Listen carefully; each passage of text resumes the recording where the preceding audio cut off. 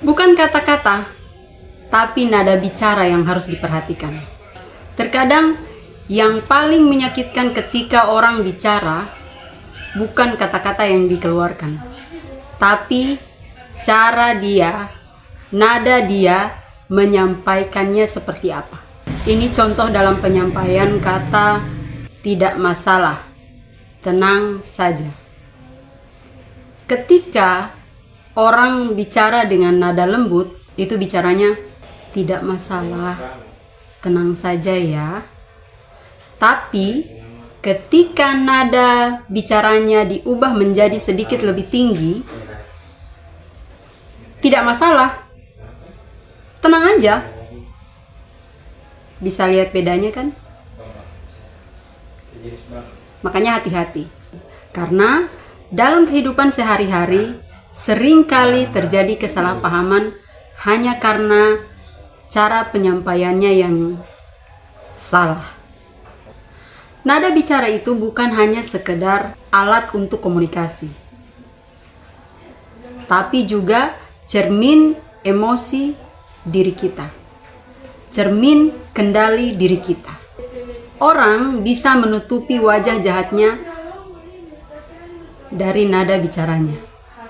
Orang juga bisa menipu dengan kata-kata manis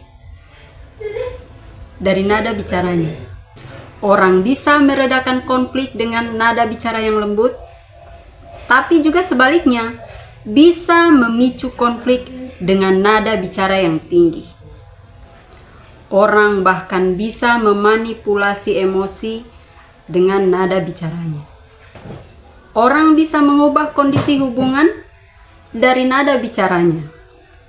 Dalam rumah tangga, pasangan yang tahu cara meredakan emosi ketika di tengah pertengkaran biasanya pasangan yang lebih bertahan lama.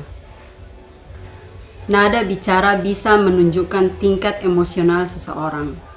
Karena orang dengan kedewasaan emosional yang tinggi, dia tahu kapan harus bicara tegas, kapan harus bicara lembut, dan bahkan kapan harus diam.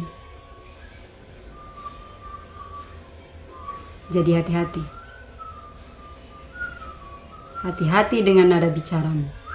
Nada bicara yang tepat dapat menciptakan keharmonisan dan kepahaman dalam berkomunikasi, sementara nada bicara yang kurang tepat dapat mengganggu komunikasi sehingga bisa menyebabkan kesalahpahaman.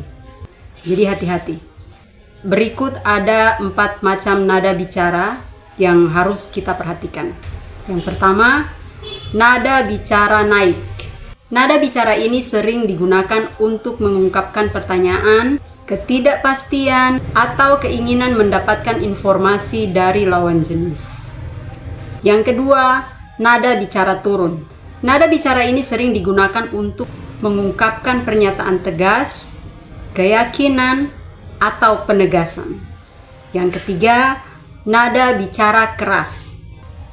Nada bicara ini sering digunakan untuk menarik perhatian, mengungkapkan kemarahan, atau ketegasan dalam berkomunikasi.